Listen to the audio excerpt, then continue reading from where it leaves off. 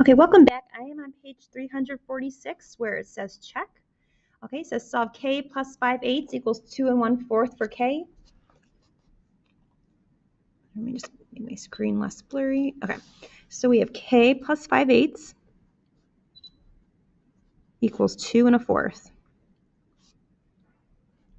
So we want to get k by itself. So to get rid of the plus 5/8, I'm going to subtract 5/8. That goes away.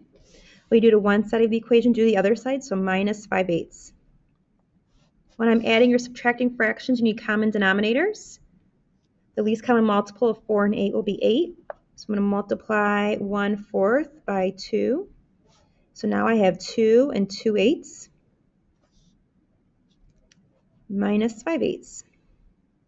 Just sliding that over. All right, when I look at this problem, I need to subtract my numerators, 2 minus 5, and I can't do that. So I'm going to need to borrow a digit from this 2. So I'm going to put 1 right here. So this 2 is going to turn into a 1. But that other one I borrowed, I'm going to kind of block that out. I'm going to turn it into a mixed number. Okay, so I have 1 and 2/8. So I'm going to do 1 times 8 is 8. 8 plus 2 is 10. So now I have 1 and 10/8 minus 5/8. Okay, so this still has a representation of 2 1/4. All right, 1 and 10/8 is the same thing as 2 1/4. I just rewrote it differently so I can subtract these fractions. So 10 minus 5 is 5. I'm going to bring down my 8, and then I just bring down that 1. So my answer is k equals 1 and 5/8, which is true. If I have k, which is 1 and 5/8, plus 5/8, will that equal 2 1/4? And the answer is yes, because 1 and 5/8 plus 5/8, that would be 1 and 10/8, which we just said, 1 and 10/8 is the same thing as 2 1/4 from earlier. So that does work out. I'm on page 347 where we are applying money. On an online bookstore that's having a sale on mysteries. The table shows the cost of each book format. Abigail has $70 to spend. She bought 2 paperbacks, 1 hardcover, and 1 ebook. Write an addition equation that can be used to determine how much money she spent. Then solve the equation. All right, so here we go. We know she bought 2 hardcover books. So I'm going to write 2 times $14.49 plus she bought a paperback, which was $8.25, and she bought an ebook, which was $10.99.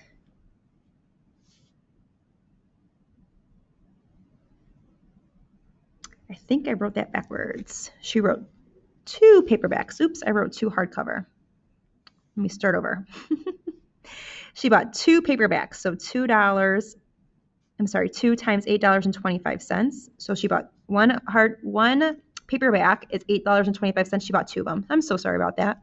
Okay. She bought 1 hardcover, which is $19.49, and 1 ebook, which is $10.99. This is why you always want to use a pencil in math. The only reason I'm using a pen is so that you guys can see it. It's a little darker. Otherwise, I'd be using a pencil. Okay, she has $70 to spend. Okay, they want to figure out how much she's going to have left. So we need to make sure we add plus X. We want to figure out how much money she has left after buying all of those books. All right, so let's do the multiplication first. What is 2 times $8.25? That's going to be $16.50. Okay, we should be able to do that mentally in our head, but if not, $8.25 times 2. We have 5 times 2 is 10, carry the 1. 2 times 2 is 4, plus 1 is 5. 2 times 8 is 16. We have 2 digits behind the decimal, so we move it over 2 places, 1, 2. So we get $16.50. I'm going to add the hardcover, which was $19.49, and the ebook, that was $10.99. Okay, when I add all of that together, I get $46.98.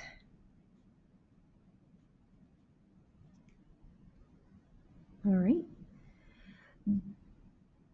Abigail has $70. They want to figure out how much money will she have left. So I'm going to take my $70. Notice I add a decimal 00 because I'm dealing with money. And I'm going to subtract $46.98. So I'm going to go ahead and borrow. 10 minus 8 is 2. 9 minus 9 is 0. Bring down the decimal. 9 minus 6 is 3. 6 minus 4 is 2. So she has $23.02 left. All right, I'm on page 348, our last problem. Miguel has 2.5 hours to work on his homework. The table shows how much time he spent on English and math. Write an equation that can be used to find how much time in minutes he has left to work on his science project. And he also wants to take a 15-minute snack break. Solve the equation. So the very first thing I want to do is work with this 2.5 hours. It talks about how the table is represented in minutes. So we need to convert 2.5 hours to minutes. So how many minutes are in an hour? And that answer is 60.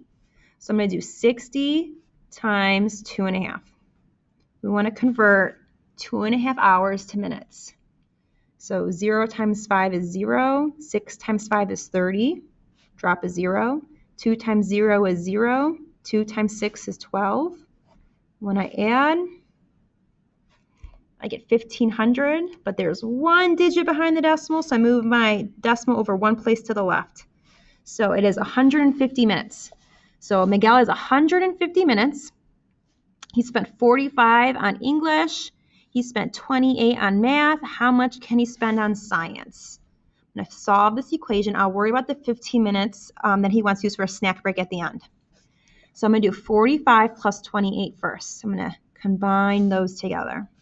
So 45 plus 28, when I add, I get 73. So 150 equals 73 plus x. So he spent 73 minutes on those two assignments. How much time does he spend on science? He spent 73 minutes on English and math. So to get rid of that 73, I'm going to subtract it from both sides. So I'm going to do 150 minus 73.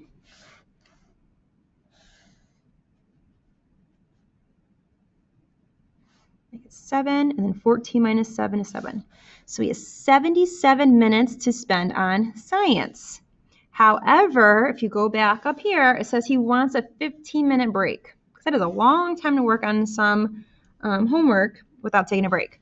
So our last step is to take 77 and subtract 15 minutes from it.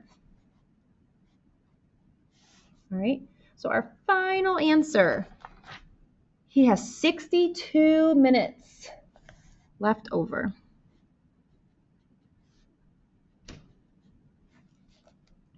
All right, 62 minutes left over is that where he can spend on his science project.